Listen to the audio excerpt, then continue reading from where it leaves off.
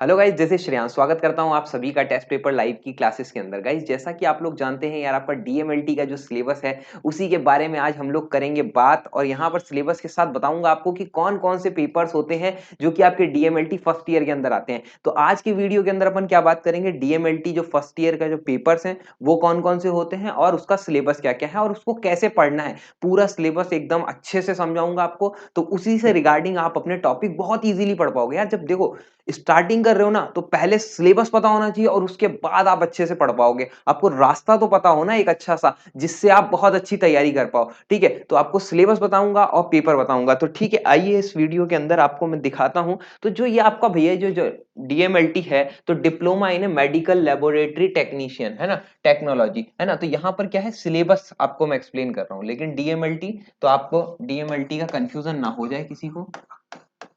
ठीक, यहां पर अगर आप देखेंगे तो ये जो आपको दिखाई दे रहा है, ये आपका सब्जेक्ट्स हैं कि सब्जेक्ट कौन कौन से हैं। तो यहां पर आपका क्या है ना, ये जो अभी मेन सब्जेक्ट करंटली जो काम आ रहे हैं वो कौन कौन से सब्जेक्ट हैं। तो करंटली आपका काम जो आ रहा है वो है anatomy and physiology, anatomy and physiology, haematology and blood banking, clinical pathology. ठीक है, ये तीन पेपर आपको मिलने वाले हैं। कौन कौन से, एनाटॉमी एंड फिजियोलॉजी, फिर आपका क्लिनिकल पैथोलॉजी और आपका हेमाटोलॉजी एंड ब्लड बैंकिंग। इन तीनों के पेपर होंगे 100-100 नंबर के। ये 100 नंबर का पेपर होगा, वाइवा वॉइस वगैरह कुछ नहीं। तो टोटल मार्क्स जो होंगे वो 100 होंगे। और जो आपके प्रैक्टिकल अप्रोचेस सब्जेक्ट हैं वो क्या है, क्लिनिकल प्रैक्टिकल ट्रेनिंग, जो भी आपकी ट्रेनिंग हो रही है उसके रिगार्डिंग, जो एमएलटी इंस्ट्रूमेंट प्रैक्टिकल लैब्स हैं उसके, और यहाँ पर हॉस्पिटल इंडस्ट्रियल ट्रेनिंग, जो आपकी हॉस्पिटल में ट्रेनिंग होती है ना पेपर के बाद, सबसे बढ़िया काम होता है हॉस्पिटल ट्रेनिंग का, है ना। तो यहाँ पर तो उसके रिगार्डिंग पे ये जो नंबर आपके बच रहे हैं, रेस्ट ऑफ दीज नंबर, ये आपके कॉलेज करता है।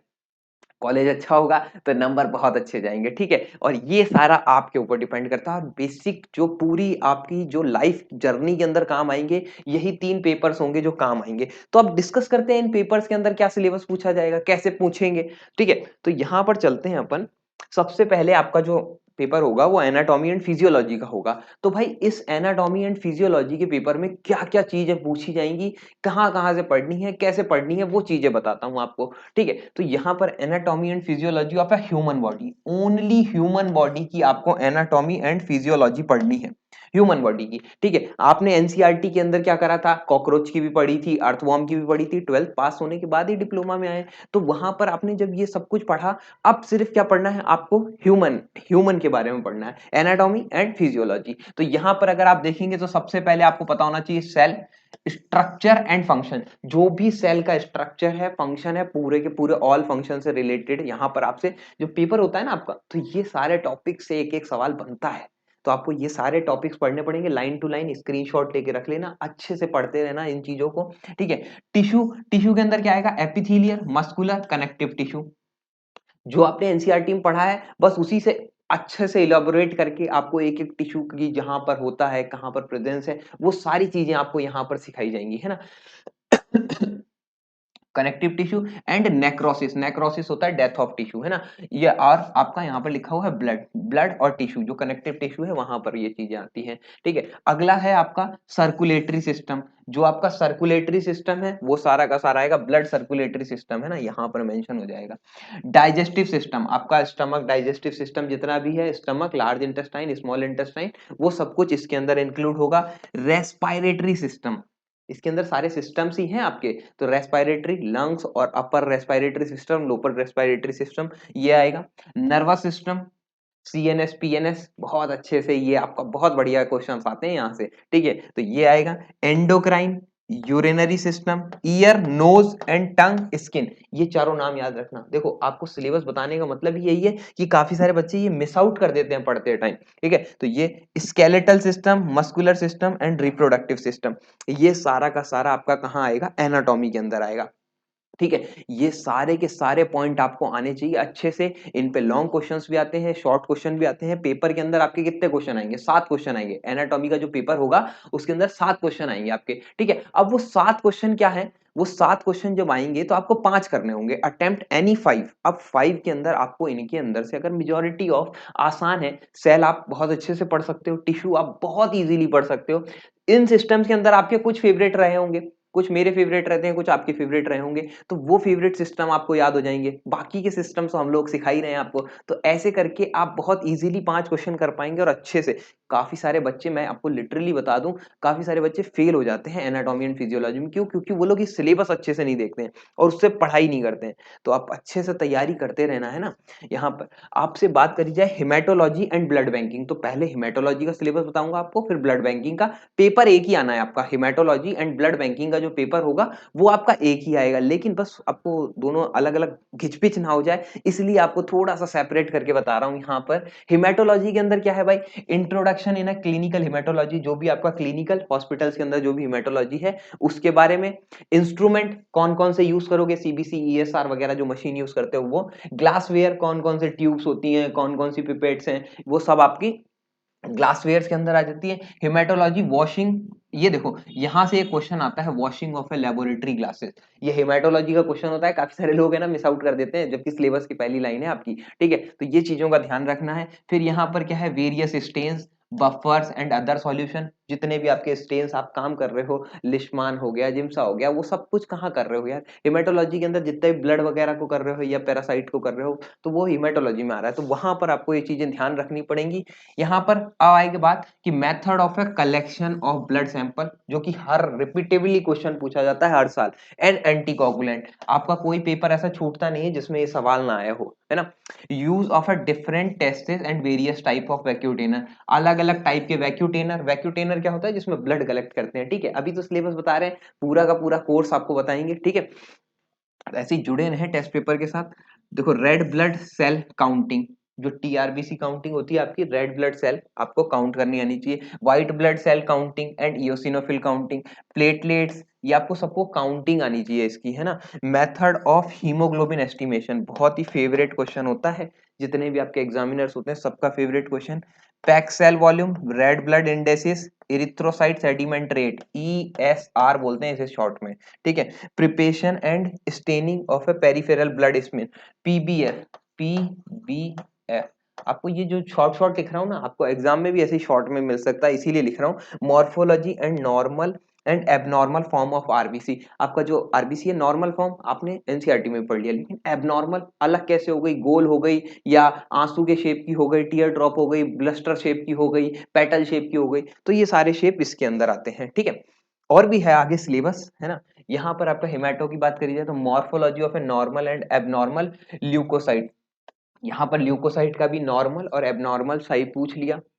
Differential leucocyte count, DLC, DLC differential leucocyte count, इसमें ल्यूकोसाइट काउंट करते हैं आप। Bone marrow examination, different side and needle use, कौन सी निडल जिससे एस्पिरेट कर रहे हो आप, उसके बारे में पूछा जा रहा है आपसे। ऑस्मोटिक फ्रेजिलिटी टेस्ट, ठीक है, जिस पे विस्तार मार्क कर दिया वो बहुत ही इंपॉर्टेंट हो जाएगा। Estimation of a foetal haemoglobin, GOD estimation, है ना। आप टेस्ट देखेंगे आगे तो पढ़ते जाएंगे, है ना। सिकलिंग टेस्ट और automation in haematology and basic principle, automation का हर साल सवाल आता है। ऑटोमेशन, जो भी चीजें आपकी डेवलप्ड होती जा रही है, ऑटोमेटिक्स होती जा रही है, जैसे सीबीसी मशीन है आपकी, पहले 3 पार्ट आती थी, उससे पहले आप टीएलसी डीएलसी करके करते थे, फिर आपकी 3 पार्ट आई, 5 पार्ट आई, अब 6 पार्ट, 7 पार्ट। तो ये सारी मशीनें क्या कर रही हैं, ये आपको ऑटोमेशन दे रही हैं। कुछ स्लाइड स्टेनिंग की मशीन से वो ऑटोमेशन दे रही हैं, तो ऐसी चीजें, है ना।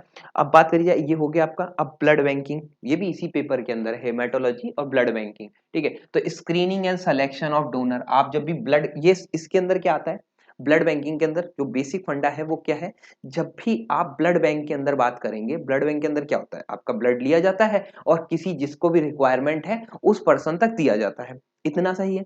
तो इस जो ये प्रोसीजर था, ये जो गेम था, इसके अंदर क्या होता है ना, जो आपने ब्लड लिया उसको चेक करोगे, जिससे लिया उसको चेक करोगे, जिसको दोगे उसको चेक करोगे, वही सब कुछ इसमें पूछा जाता है। Screening and selection of donor, जो ब्लड दे रहा है उसकी स्क्रीनिंग कर लो। कलेक्शन एंड स्टोरेज, जो उसने दिया है उसको स्टोर कर लो, ठीक है, वो ब्लड है। ब्लड ग्रुपिंग, आपको चेक करना पड़ेगा कौन सा ब्लड ग्रुप है, ठीक है। उसी में आगे आपका क्या है, ब्लड ग्रुपिंग, सब group A, Bombay blood group और एंटीबॉडीज एबीओ और एंटी, मतलब आपका क्या है ना, इसमें सब ग्रुप और बॉम्बे ब्लड ग्रुप भी है, अलग अलग टाइप के blood group. ABO testing on a slide and test tube, reverse grouping और आगे आपका जितना भी डिस्क्रिप्शन है ना बिटवीन बिलो द सेल। अब यहाँ पर क्या हो रहा है ना, सीरम से भी कर सकते हो आप, रिवर्स ग्रुपिंग भी कर सकते हो, फॉरवर्ड वाइज रिवर्स वाइज जिसे करते हो, है ना। सोर्स ऑफ एरर, जो भी इसमें प्रॉब्लम्स आएंगी वो सब बतानी है, रूल एक्स फॉर्मेशन मेथड। अब ये देखो यहाँ पर इतना बढ़िया से सिलेबस मैं आपको बता रहा हूँ कि जब पढ़ने बैठोगे ना तो एक एक पॉइंट को करना शुरू करना। एबीओ ब्लड ग्रुपिंग टेस्टिंग कैसे करते हैं स्लाइड पे, एक पॉइंट हो गया। टेस्ट ट्यूब के अंदर कैसे करते हैं, दूसरा हो गया। रिवर्स ग्रुपिंग कैसे करते हैं, तीसरा हो गया। ये फर्दर रेस्ट ऑन। तो आपके नोट्स जो बनेंगे बिल्कुल ऐसे के ऐसे ही बनेंगे। इस मटेरियल में नोट्स जब बनाओगे आप तो बहुत अच्छे से बना पाओगे। अब जैसे RH grouping test on a slide, rapid test tube, false positive false negative कब कब आ रहा है, कैसे कैसे आ रहा है। ड्यू सिस्टम भी एक आपका ब्लड ग्रुपिंग सिस्टम ही है, ठीक है। अब यहाँ पर अगला है जो कि बहुत फेवरेट क्वेश्चन है, क्रॉस मैच और reason of a cross match, क्या काम होता है। सेलाइन, एल्ब्यूमिन, कॉम्स और एंजाइम्स इन ए टेस्टिंग। अब जो कूम्स टेस्ट होता है, कूम्स टेस्ट आपका आरबीसी के लिए होता है, तो वो सारा आपसे पूछा जा रहा है।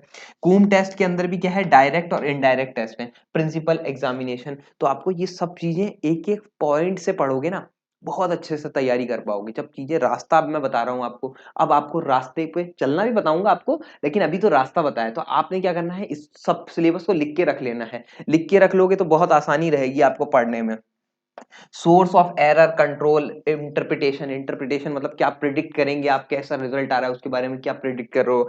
यहाँ पर आ रहा है grouping and cross match by the gel technique. अब जो ग्रुपिंग हो रही है, जो ग्रुपिंग करते हो ना ब्लड ग्रुप, आपका भी कोई एक ब्लड ग्रुप होगा, कमेंट कर देना कौन सा ब्लड ग्रुप है, ठीक है। तो जो आप ब्लड ग्रुपिंग देख रहे हो, तो वो आपने जब भी ग्रुपिंग देखा तो क्या हो रहा है, वहां पे आपने जेल कार्ड से यूज करते हो। जेल कार्ड एक टेक्निक है, आगे सीखेंगे अपन बिल्कुल 100% आपको यहाँ पर मैं मिलूंगा सिखाने के लिए, ठीक है। तो यहाँ पर चलते हैं अपने अगले पेपर की तरफ, जो आपका पेपर नंबर है तीसरा, क्लिनिकल पैथोलॉजी।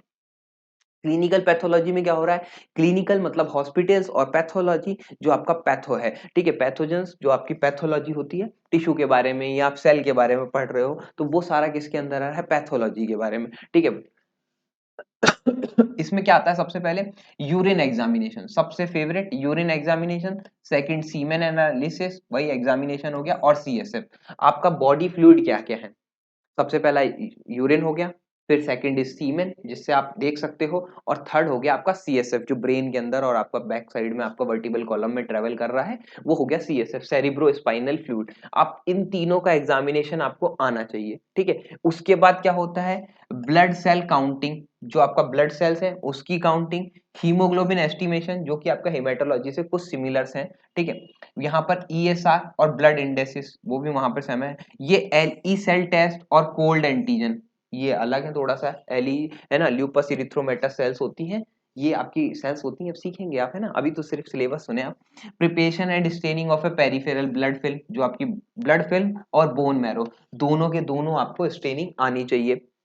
यहाँ पर बात करी जाए, differential leucocyte count, osmotic fragility test, sickling test, foetal haemoglobin, G6PD, blood grouping and cross match, organisation of a blood bank, blood bank को कैसे ऑर्गेनाइज करते हो, कैसे चलाया जाता है, separation and use of a various component, अलग अलग कंपोनेंट, और ट्रांसफ्यूजन। ट्रांसफ्यूजन, एक ब्लड जब दूसरे आदमी को दिया जाता है तो ट्रांसफ्यूजन से पहले टेस्ट किए जाते हैं, तो वो ट्रांसफ्यूजन होता है, ट्रांसफ्यूजन रिएक्शंस होती हैं, तो वो सारी चीजें कैसे करी जा रही हैं, तो वो सब कुछ इसके अंदर आता है। तो कुछ कुछ चीजें होती हैं जो कि पैथोलॉजी के टर्म्स और हेमेटोलॉजी के टर्म्स में सेम होती हैं, क्योंकि यार हॉस्पिटल्स का काम है, तो थोड़ा बहुत चीजें मैच हो सकती है, लेकिन आपको जो लिखने का फॉर्मेट होगा वो दोनों का अलग अलग होता है कि कैसे आप समझेंगे, ठीक है। तो गाइस ये सिलेबस मैंने अभी आपको बताया, तो आप इसकी तैयारी करते रहो बहुत अच्छे से। कैसे करोगे, एक एक पॉइंट उठाओ, एक एक पॉइंट उठाने के बाद उस चीज को आपको एक एक पॉइंट को पढ़ना है, जैसे मैंने आपको बता दिया, और उसी पॉइंट से लेके आपने पढ़ना शुरू किया।